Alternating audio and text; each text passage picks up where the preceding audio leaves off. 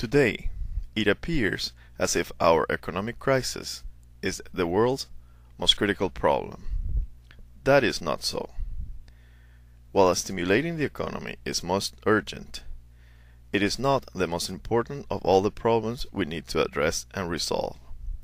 Because our economic crisis is not a problem of economics. The root cause for our economic crisis is a problem of human behavior. It is the problem of people abusing and exploiting the principles upon which our capitalist economy was founded. Our economic crisis is not a problem with our economy. Our economic crisis is a problem with our humanity. The evidence for why this is a problem with our humanity is given by the condition that we, the world, all human beings, lack a coherent understanding about the relationship between that what we refer to as value and that what we refer to as values.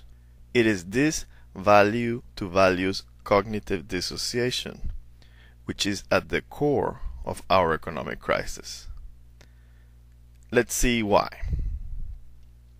At first, when looking at our economic crisis, it appears as a sudden and overwhelming loss of value. Second, we start to see this crisis as not the loss of value, but the stagnation of credit. Third, we find that credit stagnation is a response to the loss of trust in the financial systems. Fourth, trust is lost because the operators of these financial systems began to abuse the principles of market capitalism. This is the key question. Why would an entire industry, guided by highly educated human beings, fall into such an unconscionable behavior? The fact that such a systematic abuse of these principles was allowed points to a fundamental problem of cultural responsibility. More accurately, this is a problem of cultural response inability. That is, as a culture, the leaders of the financial industry seems to have been unable to respond justly to their own personal value judgments.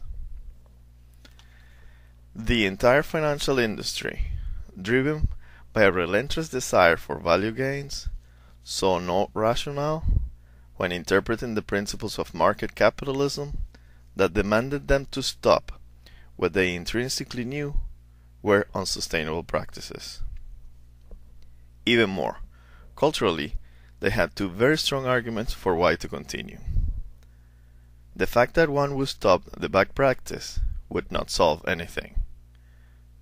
And anyone who stopped would risk losing business to competitors who would continue to serve these ill-conceived financial instruments. At the end, for the entire financial industry, behaving irresponsibly became a matter of survival. Here's the world's most critical problem.